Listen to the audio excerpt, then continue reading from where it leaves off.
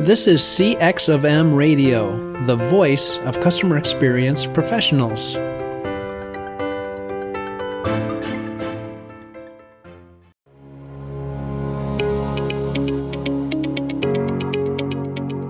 Welcome to the Delighted Customers Podcast. I'm your host, Mark Slayton, and I'm so glad you're here.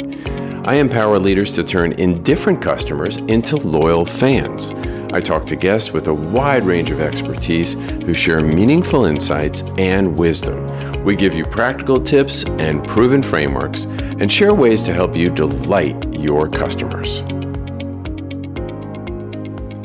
I've been doing some research on what's most important to business leaders, and I've heard three major themes. Number one, their employees are burned out and feel overwhelmed. Number two, they're concerned about customer retention. And number three, they want to address customer friction, whether it's controllable or not, but they need actionable results. As a result, I've created the 120-day Quick Start, a 4-step program designed to go from current state assessment to specific strategies to get you actionable results in 120 days.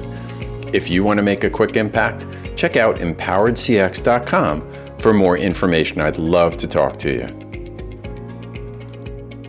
I think when you're doing confident humility, leaders who are effective and that people remember and that people are excited about following are leaders who are other-centered. So they're not egocentric. It's not all about me. It's all about you. It's all about our customers and our stakeholders.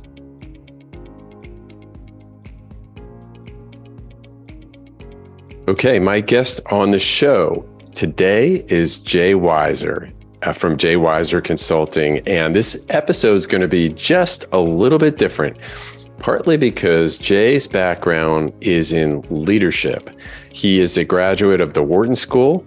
He's been a strategy advisor at Accenture, VP at Cox Automotive, and currently manages his own practice. He's the principal and founder of Jay Weiser Consulting. And Jay, welcome to the show. Thank you. Happy to be here. So excited to have you on and talk about, I've really talked about so many different things, usually in the world of customer experience and employee experience management. But today, you and I connected, and I was just so fascinated by what you talk about, what you've studied, and what you share with your clients that I thought this would be an interesting angle for our audience to hear as you talk about the 5 leadership superpowers. And one thing that really intrigued me was this idea of leadership paradoxes, right? Leadership paradoxes. So before we get into that, I'd like, if you don't mind, just share with our audience, how'd you get into the world that you're in professionally? So strategy execution, organizational strategy has always been a passion of mine. Having a strategy is great, but if you can't execute it, you're not really doing anything. Becomes a little bit of a hallucination. So being able to execute is so important. And a key to execution is what goes on with leadership, how decisions get made, what gets measured, what gets communicated, how different parts of the organization are aligned. So as I got into this, I kept on seeing companies that were not reaching their full potential and what was in the way. And that's really what got me into organization and strategy. Fast forward, going back, I guess, 2018 or so, I started saying, why are companies having so much trouble? Why is this becoming an issue? And what I realized is there was so much disruption and change, but companies were continually getting caught off guard, unaware of what was happening. And it was because they weren't seeing differently. They were looking very narrowly. They weren't looking at what's going on in the context, what's going on in the environment, what's going on with their customers, and not integrating that into decision making. They were also stuck in old business models, old mental models. And times were changing, and those mental models worked before. But in a time of accelerated change, frequent disruptions, and a lot of uncertainty, those models don't always work. And people needed to be open to thinking differently. And at the end of the day, if you're seeing differently and thinking differently, doesn't matter unless you start doing things differently. And, that's really what led me to say, what capabilities do leaders need to have? And the thing that really hit me is that it wasn't a question of doing this or that. It was more a question of doing this and that. So kind of this both and thinking. And very often, there were opposites or paradoxes that needed to, actually be operationalized. Where you do. So as you're talking about that, I can't help but think about the improvisation activity called yes and. You're familiar with that? Yep, absolutely. Well, and the idea really is that both things can be possible. The idea is to not limit your thinking to say it either has to be this or that, right? Exactly. It's like, do you want peanut butter or jelly? You want both. That's what makes the sandwich. Yeah. So 100% agree with you about the rate of change, and it doesn't seem to be getting any slower. If anything, with things that, we hear about AI and machine learning and other things, it seems to be getting faster, doesn't it? And it's not stopping. I mean, you think about Ukraine, you think about supply chain, which has been going on. You think about geopolitical issues. So we have Ukraine, China getting more active, the financial issues that are going on between the Fed raising rates, concern about inflation, concern about recession. We're now seeing issues with Silicon Valley Bank and other banks, Credit Suisse, over in Europe, where the financial stability is starting to get called into question. Now, it's not just one crisis, it's all these disruptions happening at the same time, and they all interact. And it's not getting any simpler. Yeah. So what do you think is contributing to leaders getting caught off guard? Like, why are they flat-footed when this happens? Well, I think they're too inwardly focused. Very often they're operationally focused. What do I need to do tomorrow? What are the fires that I'm fighting? Versus pulling back and looking at the bigger picture, looking at how things are connected. And again, it's not an either or. You need to do both.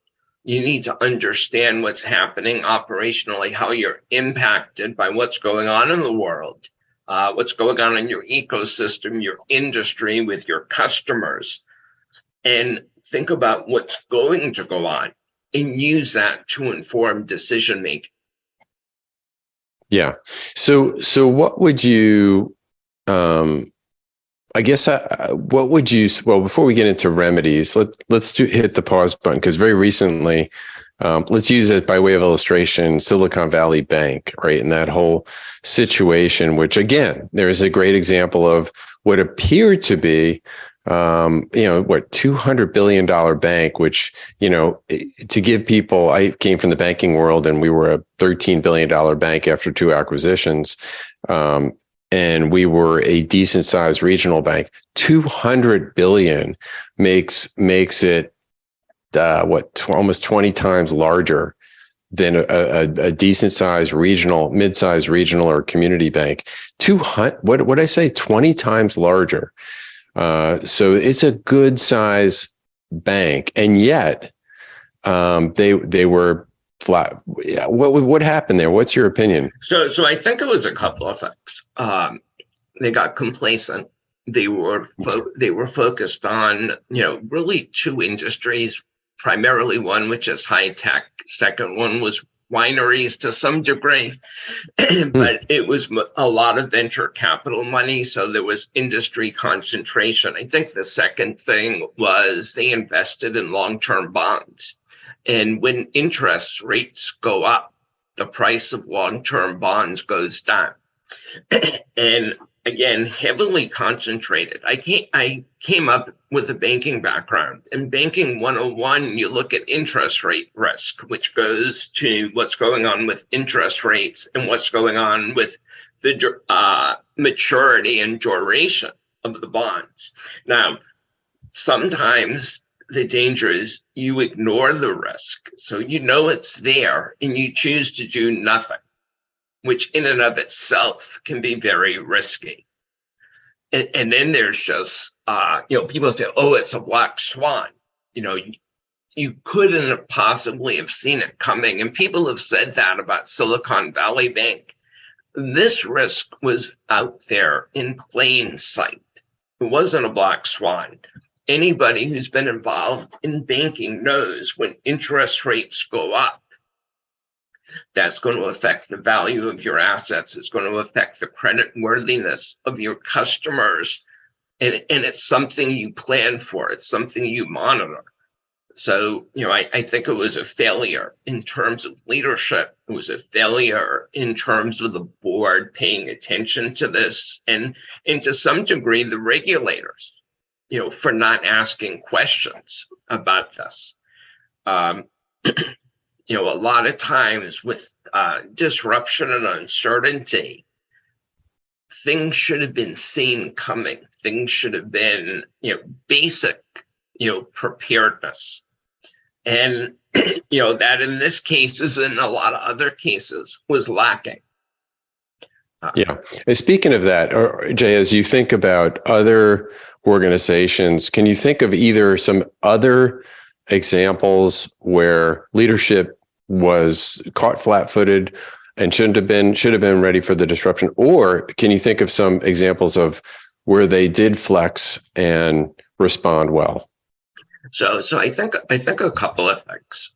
If we look back pre-COVID, there was such a focus on efficiency and productivity. So that led to, finding the cheapest suppliers, very often the furthest away. And it was based on everything working. But if all of a sudden, remember back in the middle of COVID, you had the barge that got stuck in the Suez Canal. One barge. But think about how that affected the entire world's supply chain. And all of a sudden, companies were thinking, maybe it wasn't so wise to, save a penny and have it made someplace else, because you can have a disruption and, now all of a sudden it's costing you sales and it's having a much larger impact. So, I think that's an example of just not seeing the possible risks. Think about, what are the drivers to your business and what are the risks to the drivers? Don't just think about a fire, a data breach, a storm. But if you look at the drivers of your business and the risks to the drivers, you're going to think about risks more broadly. So going back to your question, companies who have done better.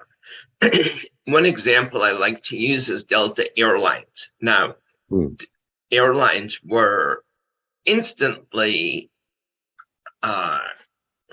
disrupted. They lost 95% of their business within the first week of COVID. Right. And what Delta, their CEO, did is within a week or two, he came out with an announcement, broadcast to all employees. And he said Delta had 3 priorities. Number 1, protect the employees and customers. It's got to be safe for both. Second, he said we need to protect cash because we don't know how long this is going to go on for. And the third thing that was said, which most airlines did not say, is we need to protect our future. And that drove a lot of their behaviors. They didn't just terminate loads and loads of people. There were furloughs, there was early retirement. They stayed in touch with their employees. They didn't get rid of as many airplanes because they knew there was going to be another side to this. And as a result, when travel started to go up, Delta was able to come back much faster. Now, they're not perfect. They've run into issues like other airlines around staffing, but they've done far better because of taking that forward mindset, thinking not just about the present, but about the future too. So great leadership advice, and a great illustration there with Delta. And just a gem that I'm pulling out there is number one is always be thinking about what could happen, calculate the risk into your equation. But two, when something does happen, take a step back, don't panic, and never forget about the future, because things never stay the same. And if all you do is focus on the present, you may miss the opportunity for whatever may occur in the future, right? And the thing that's interesting, a lot of organizations will say, oh, it's expensive to be prepared. It doesn't have to be. And there are some basic, blocking and tackling things that you can do. It's funny, before we started on our call, I was thinking about preparedness, and I actually can't see this, put a list together about what are the things we do to be prepared at home. So you think about all the different things that can happen at home. You buy a flashlight or have a few of them if there's a risk of losing power. You have batteries. You have bottles of water, duct tape, WD-40, Band-Aids, hydrogen peroxide. You keep your phone charged, or you have extra chargers. So if you lose power, you probably have a raincoat or an umbrella if it rains. You have a winter coat. There's always food in the pantry. That's nothing extraordinary. So think about what the parallels are within a company.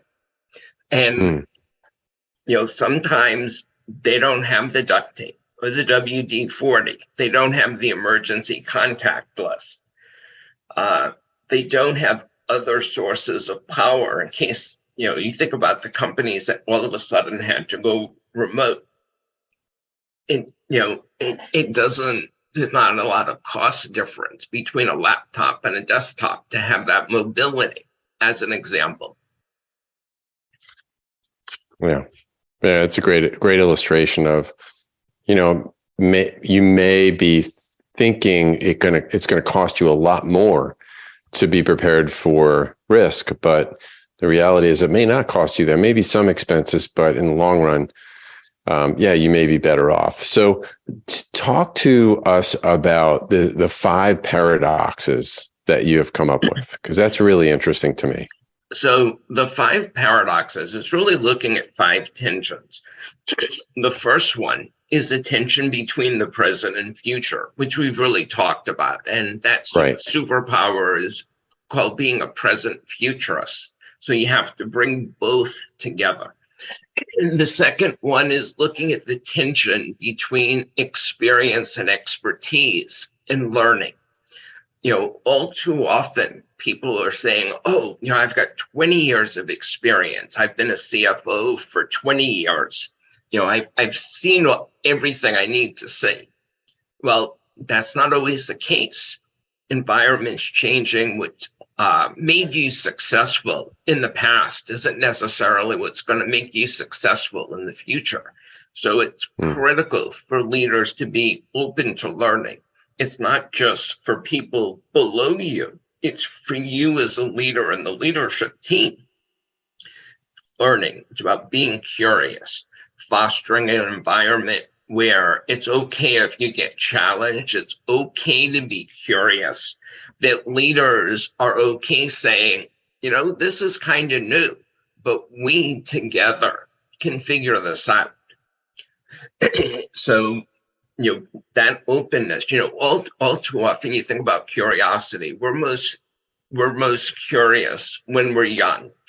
But as we get older, there's a tendency to get less and less curious. Successful leaders keep that curiosity alive. So that's being an experienced learner. Third, which really comes to the fore with Silicon Valley Bank, is between preparedness and risk taking. So first of all, you can't avoid risk. Risk is part of being in business. Everything involves some level of risk. You want it to be smart. You want to do small experiments. And the counterpart to risk is being prepared. Part of being prepared is being risk aware. Part of being prepared is taking some of the steps like we just talked about that you do in your own house. You can't be prepared for every risk, but you can generally be better prepared than what you are. When I would talk about this with COVID, people would say, we never could have prepared for that. I agree. You never could have prepared for COVID, but I think most organizations, and I actually did a survey of about 40 different C-level execs across probably 30 different companies, multiple industries. And the question was simply, should you have been better prepared in general over the last 3 to 5 years? And the answer resoundingly was yes. So it's balancing, and that's being a prepared risk taker. Fourth is the battle between strategy and operations, strategy and execution. And I think Delta is a great example there because they weren't just thinking about the short term. They were thinking about the long term. They knew operational decisions could have long-term implications. So it's balancing. It's also recognizing that strategy and execution are linked. They can't be two separate conversations. They have to be integrated. So you need to be a strategic executor. That's the fourth superpower. And the fifth superpower looks at the tension between accountability and collaboration. Very often leaders want to know, who do they point the finger at? Who do they blame if something goes wrong? Strategy is a team sport. Dealing with the challenges we have today across multiple dimensions require collaboration, whether it's cross-functional, cross-business unit, whether it's collaboration, even outside of the organization with partners, with competitors, with suppliers, with distributors, even the local community is important. So the fifth superpower is being an accountable collaborator. And, awesome. one other point, the thing that's interesting is they're not five. They're five distinct superpowers, but the value comes is in that they reinforce and support one another. The true power comes when you bring all five together. And so when you work with clients from a practical standpoint, how do you apply the five superpowers? So, the five superpowers can be applied or should be applied in a number of ways. First of all, it's in those strategic discussions. You start thinking this way, you start asking more questions, you're more curious, it changes the discussion. You can make more informed and actually faster decisions with less risk when you're bringing these together. So if you think about investments, what initiatives are you going to invest in? You should be thinking with the superpowers. If you're thinking about, how do I plan? Or even better yet, I like to say preparing is the new planning, because a plan very often is outdated by the time it actually gets done. But so how do you prepare for the future? How do you make sure all of your stakeholders are taken care of and taken into account? So it really changes the management. It changes the discussion. It makes it a better place to work. because you have more confidence in your leaders, because your people can be more empowered and enabled, because if they're thinking this way, they're going to make better decisions. Customers are going to be better served because you're not just looking at it from a monolithic viewpoint. Yeah. Part of what I'm hearing you say, and this is just an observation, just listening to you describe the 5 superpowers and the paradoxes here, is it's a way of thinking, right? It's a mindset that as a broad picture view of things. It's got perspective and context in it.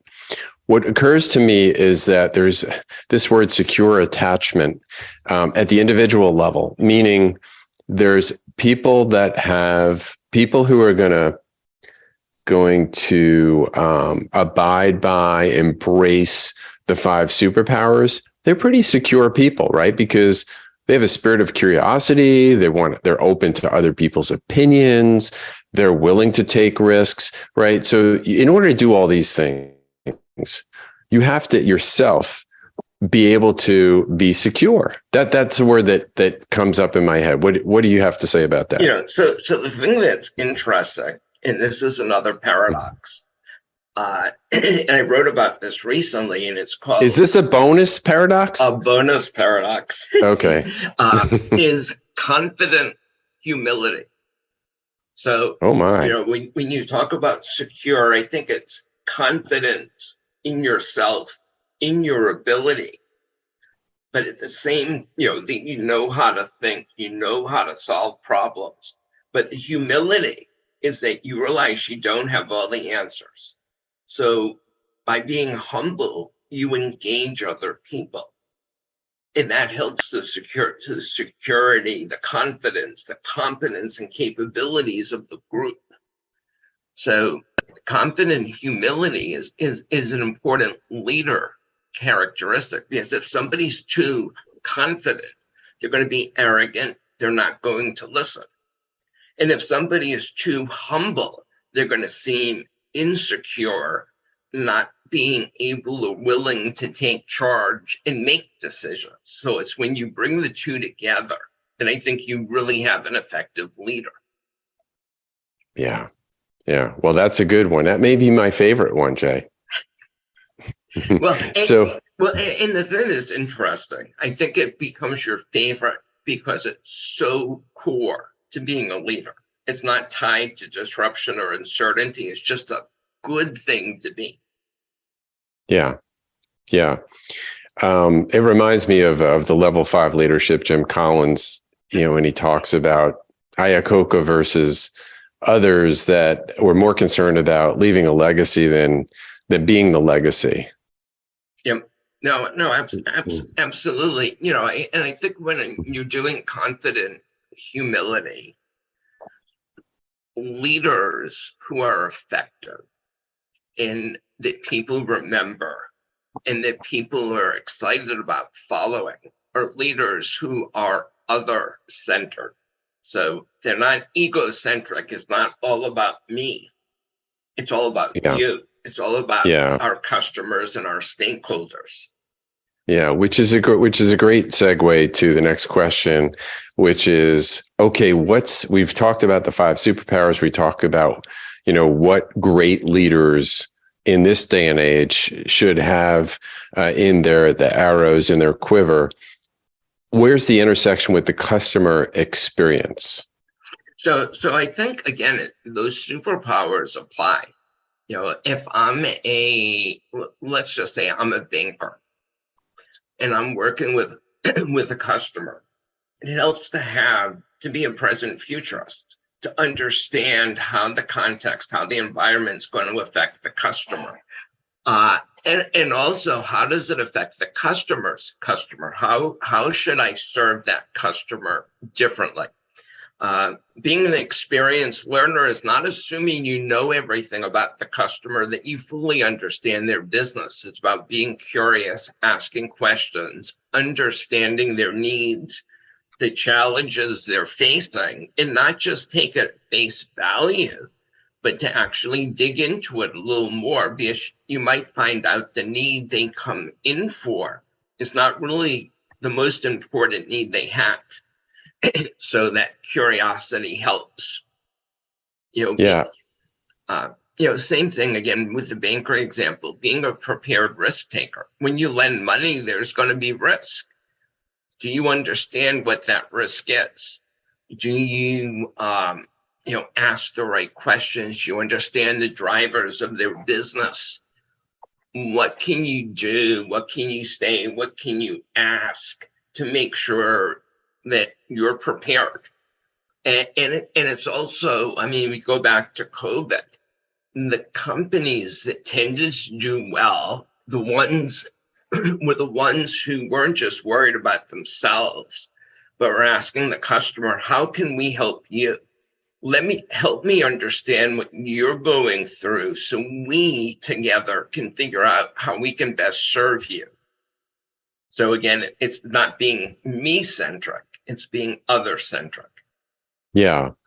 That is such a great point. When I think about so much of what is like, there's a framework, there's 5 different core competencies according to the CX Professionals Association, and they largely except the 5th one, which maybe I'll just share it. So one of them is customer understanding and insights, and that speaks to what we're talking about here is that we're surveying, we're doing focus groups, in-depth interviews, we're listening to customers, and we're listening to employees.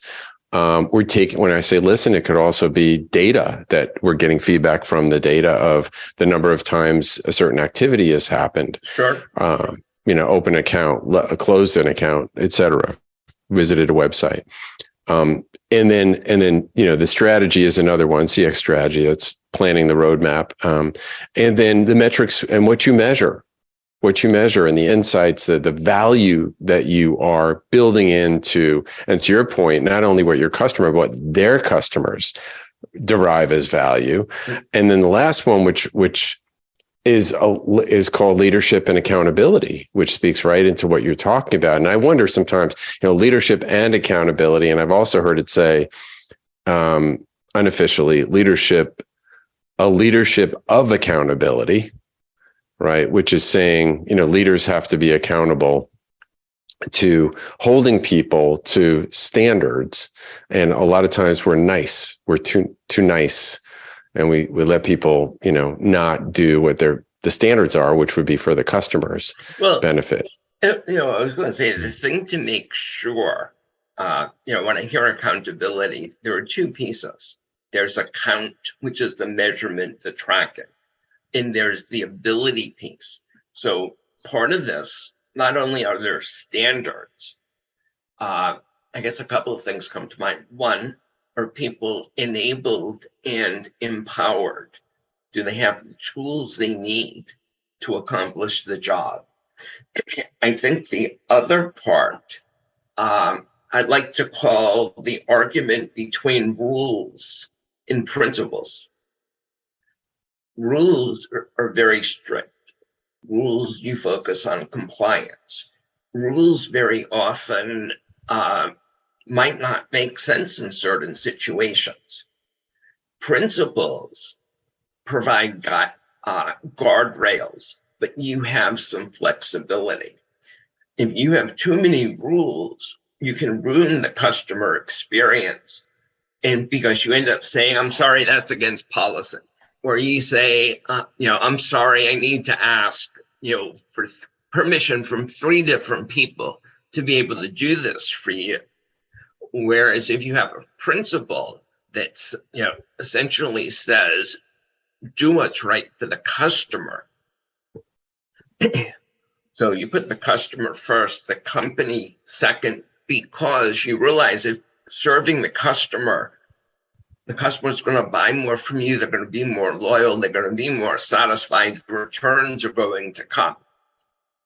So that way, sometimes policies get in the way of doing the right thing. If you think about, COVID, and you think about what went on, If I'm a community banker, I want to see the customer face to face. If they're going to get a loan, I want to come in. I want to talk to them. I want to see them. I want to see how they respond. Well, you can't go into the branch anymore, with COVID. So now we have to do this remotely. Well, that's okay. It's recognizing there are alternative modes of delivery. You think about shopping, supermarkets. You think about, well, the shopping experience is when somebody comes in the store and they interact with our employees. Well, now they're not coming into the store. They're having delivery. How do you convey that experience across a different channel, across a different medium? So it's having that adaptability and that flexibility. Love it. Love it. Really important stuff. And I like the way you talk about like the tension that exists between each one of these, the paradoxes that exist in the tension, and how we really should be thinking about both sides of the tension, not just one side or the other. Right. Right. Yeah. So, hey, we are just about running out of time. It has been a fascinating conversation. I learned so much from you, and it is just makes common sense, but I never really thought about it the way that you've described it. I could see how, digging into it with businesses who have a particular, maybe a particular area that there's a blind spot or a weakness or they're struggling with, how this could really help put a lens on it. So if I could, for a minute, get a little bit personal with you, which I do for a lot of my guests, is to say, for the sake of learning, what would you tell your 20-year younger self? Well, first of all, don't eat as much ice cream. But, I think a couple of things. One is figuring out what matters. I think early on in my career, I was probably a little too me-centric. How was I going to move up? What could I do? How could I benefit? And, I think over time, it's realizing there's a whole world out there. It's not just about you. I think I've learned things as a parent. I've learned things, working with my clients about what matters. What should you be valuing? And I think, values are something that you can carry over time. Values should not change based on, on the context. And I think that's something between my parents, my grandparents, mentors that I have is, understanding values first and use that as a lens in terms of, what you do, how you work with people. I think the other part is, trust yourself that, in terms of how you think, how you feel, don't always be framed by the outside, being true to yourself. I remember in my first job, and it was in banking, and we were talking about ethics and morals and risk. And simply, it was put this way: before you do something, would you want your mother to read about it on the front page of the New York Times? And if the answer is no, probably not something you should be doing. Yeah. Right. And you could say your mother, your friend, your boss, whoever that happens to be. Mm-hmm. And I think that's a good litmus test. Yeah, that's great. That's great advice. Hey, if any of our listeners wanted to get in touch with you, what would be your recommendation for the best way? So my website is www.jayweiser.com. So you can contact me there or reach out to me at jay@jayweiser.com. And I actually found out last night that if you type in my name in Google, I think 8 of the first 10 entries are me. So if you just do a search, you can do that. Connect with me on LinkedIn. It's a great way to access a lot of my content as well. And that's one of the first 3 that come up when you do a search. So, please do reach out. I love talking to people. I offer a 45-minute complimentary discovery call so we can talk about your situation, can explore what your challenges are, and discuss, could the superpowers help? I do speaking, training, organizational assessments, find out where you are and what you need to do. Excellent. Great stuff. And I'll include all that in the show notes. Jay, what a great, fascinating discussion we had. So much to learn. Thanks so much for being on the show. Thanks for the opportunity. I enjoyed this as well. Thanks for listening to the Delighted Customers podcast. I'd like to ask you a favor. If you have enjoyed this episode or any of my other ones, hit subscribe or follow. I've got a lot of other great guests that are coming up and a lot of other great content, and I don't want you to miss anything. You can find any links or references on the show in the show notes, and you can find those on my website at empoweredcx.com. Thanks for joining us for this session of CX of M Radio. Be sure to rate, review, and subscribe to the show, and visit cxofm.org for more resources.